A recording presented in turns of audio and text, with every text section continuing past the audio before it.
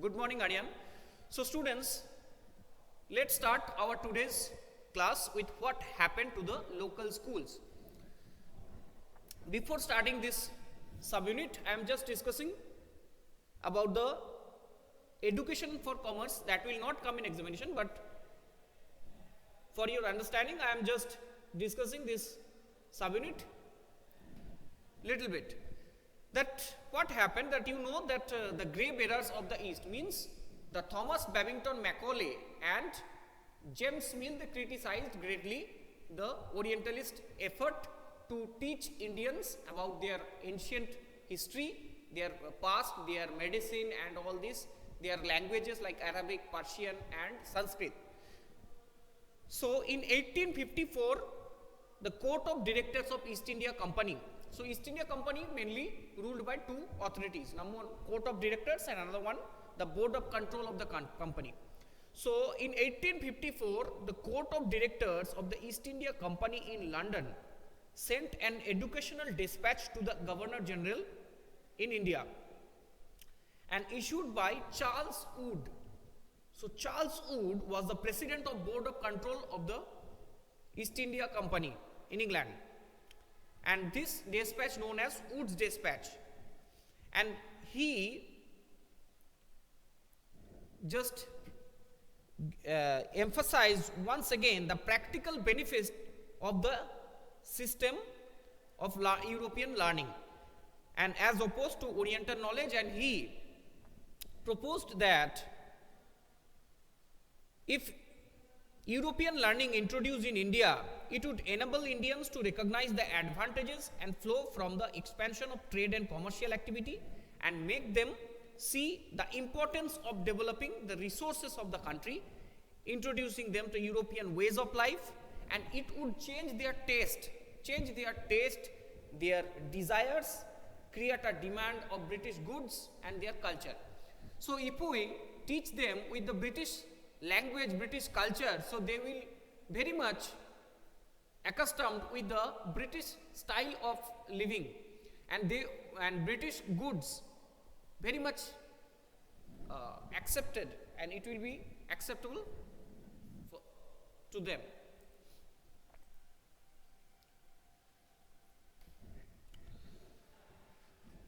Okay.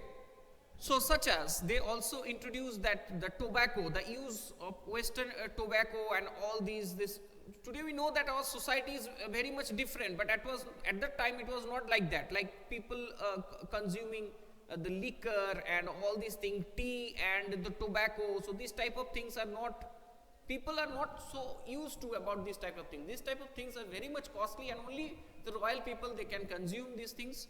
And these are not accepted in the society. But when British came and they are just introduced those new things, and their dress, their attire, their shoot and all these things, I am also wearing a shoot. So all these things actually migrated from the Britain, this type of culture. So this is their main motto, to introduce these type of things what they were using at the time in England. What happened? What is the consequences of this? That if we teach Indians about these type of things, they will fond of the European style of living, and they will purchase the Europe made goods, such as their textiles and their other commodities, if they change their food habits. Okay. So all these table manners and the use of the fork and spoon and all these type of things actually came from Europe in the time of colonial period. And when they introduced the British education, all these things automatically introduced our Indian society. And today also people thought that these are very superior qualities. But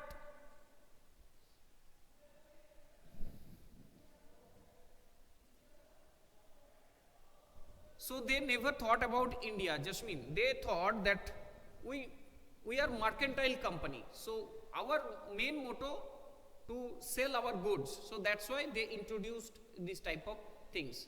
Like today, some people, they followed the American culture blindly. So all these, their American songs, their American attires, their dress, their language, their style of speaking, they copy all these things, they imitate all these things blindly. So this is one type of colonialism. It is the financial colonialism. Like, and most of the people, they're using the American products like Apple, Google, these are all this Facebook and all this WhatsApp, the same thing, same type of thing occurred here also.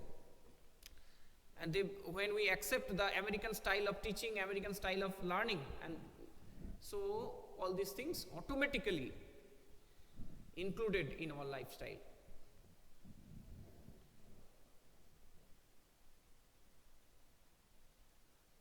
Yes, yes, Nisha, the Orientalist view is totally different, but the Occidentalist, their view is totally different. They only thought about the profit of East India Company. So they believed that if Indians would begin to appreciate and buy things that were produced in England, so they will be benefited greatly. And Wood Dispatch also argued that European learning would improve the moral character of Indians. It is actually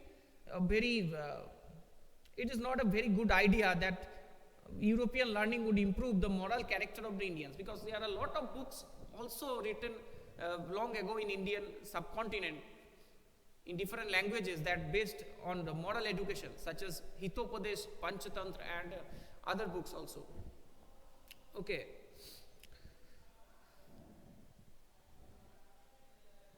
And sir, would not this create a social division and it would give rise to more religious intolerance?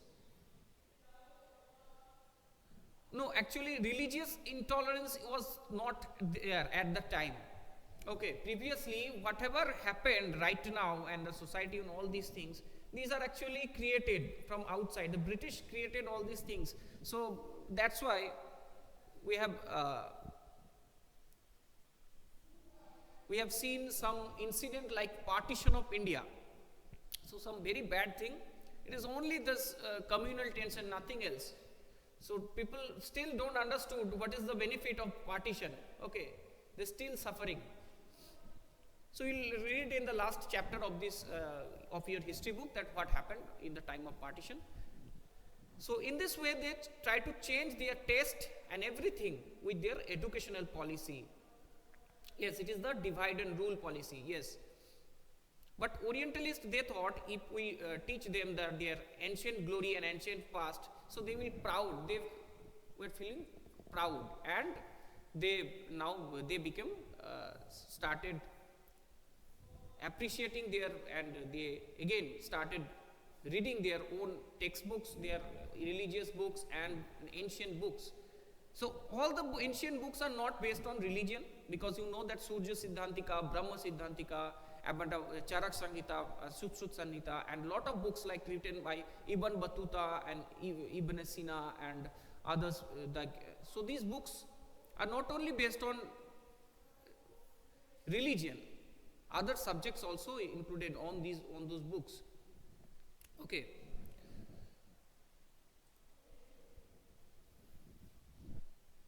Okay, the diversity, divide and rule, yes. Then this form of discrimination, the right to equality is denied, yes.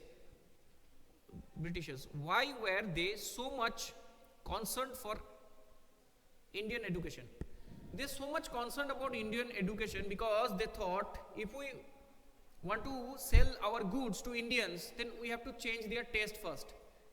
Okay, it's one type of marketing that is today various companies, they also introduce this type of marketing, and people very much attracted.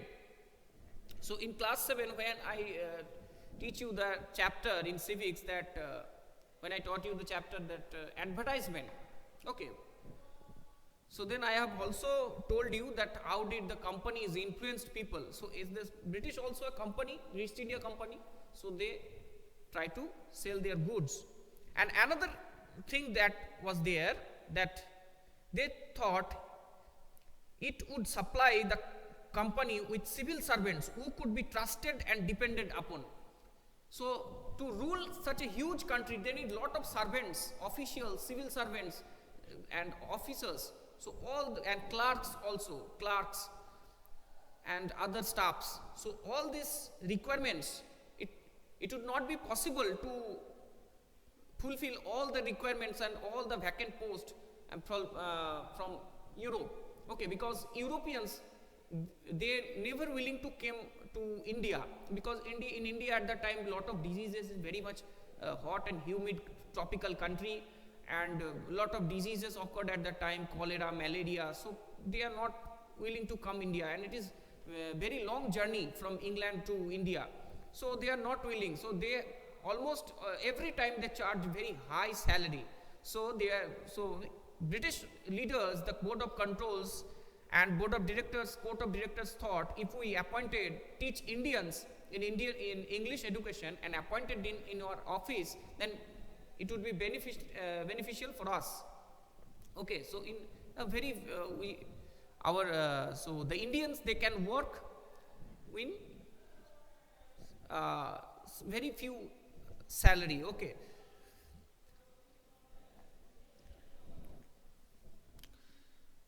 Orientalists, they are very much fond of Indian education, so that's why they so much concerned about the Indian education. They understood that what kind of knowledge was hidden in Indian texts, so that's why they are so much eager to teach Indians about their old glories. Okay. Yes, all Britishers are not same. Yes, Jasmine. Orientalists did not want to change our test. Yes, they did not want to change our test. They thought the British should act as backbone of India. Yes, they want to revive the Orientalists, but the Occidentalists, their main motto is to rule India and to make it a colony, and use it only as their buffer zone.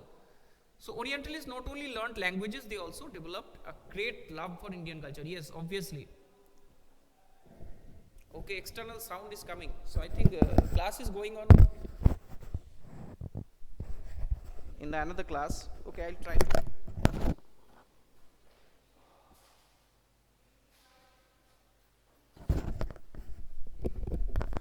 Okay.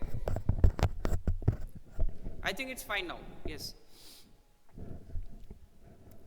So, as per this Wood's dispatch, now what happened? Different universities established in different part of India, mainly the 3 metropolitan towns today, and established by the Britishers, such as Calcutta, Madras, and Bombay. And when Sepoy Mutiny occurred in 1857, they established 3 universities in 1857: Calcutta University, University of Bombay, and University of Madras. And today also these 3 universities are very renowned universities, and they also took a very effective part. So there are some positive sides also, because lot of learned persons, they also studied on those universities, and they came in contact with the Western science, technology, and all these things. So this is also a good sign.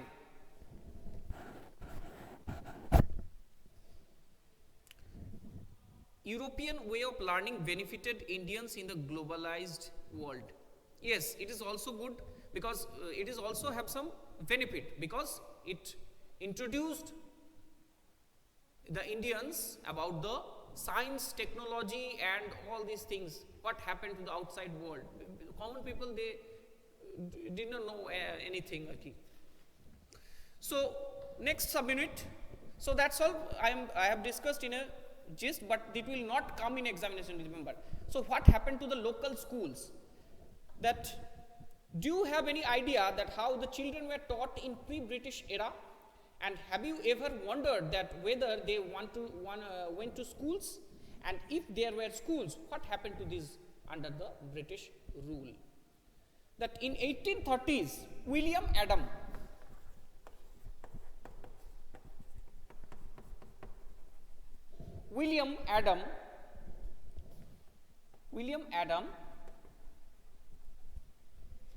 a missionary, a Scottish missionary, and he toured the districts of the Bengal and Bihar, and he was appointed to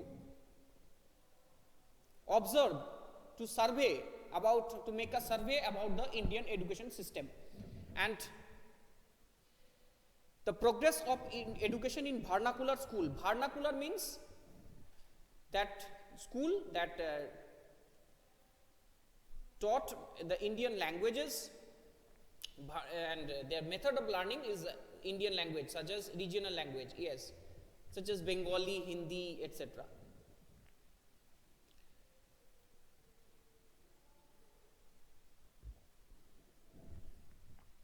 So Adams submitted his report that, and in this report it was found that there were over 1 lakh Pathshalas in India, 1 lakh Pathshalas. The picture also given of Pathshala here, and in Bengal and Bihar, and these were small institutions with no more than 20 students each. But the total number of children being taught in these Pathshalas were considerable, over 20 lakh. Obviously, 20 into 1 lakh equal to 20 lakh students. So these institutions were set up by the wealthy people, some zamindars of the village, or some rich Brahmin, or the local community, or some temple authority. So at this time they were started by a teacher guru, as well as there are some Muslim schools also there. They are called Muktub and madrasas.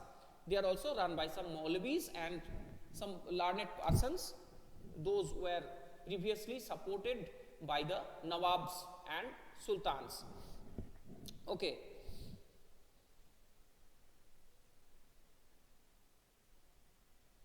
Yes, because it is the vernacular, means the mother tongue, regional languages.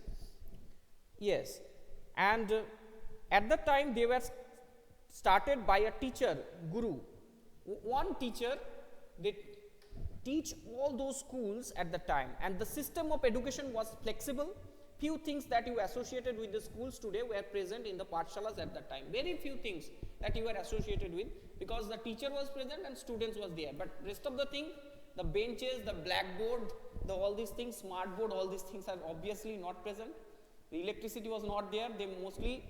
They used any temple in front of this type of Pathshalas were set up in front of any temples, or in front of any masjid, or sometimes in a open space, or in the house of guru or the teacher.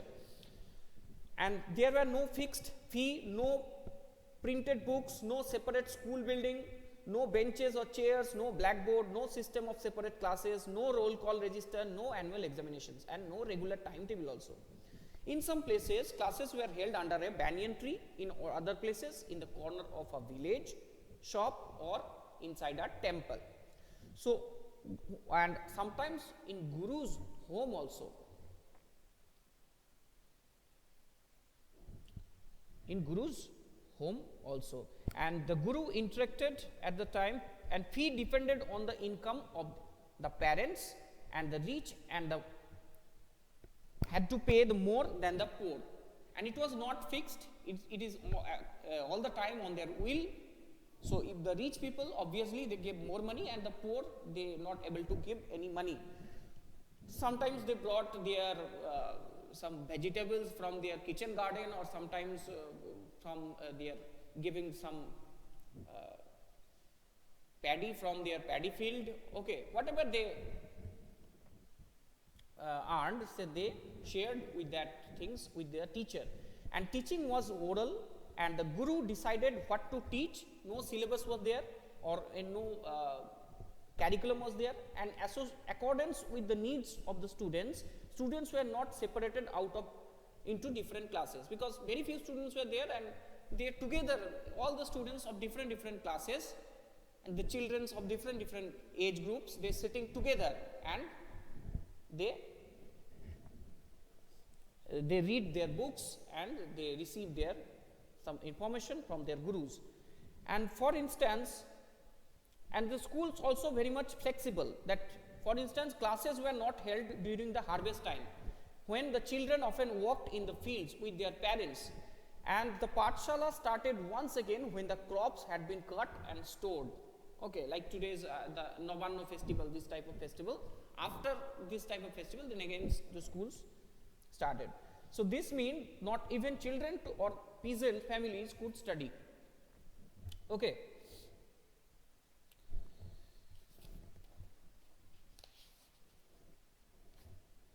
So students, you have understood that what was the situation of the schools at that time.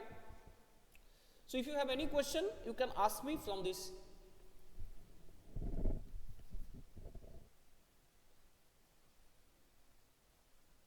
Yes, Farhana, ask if you have any question. Yes, but sir, how it was flexible? It did not have regular timetable, exam patterns, regular fee also, inspections. How could the guru every time cater all the needs of the students? Yes, it is very easy. You cannot imagine that situation because no pressure was there, because no examination was there. Everything decided by the guru himself, and he took examinations frequently and as per his wish in a particular time of the year. And if the students successfully gave all the answers of the question, then he will declared passed. No certificate was also there. Okay.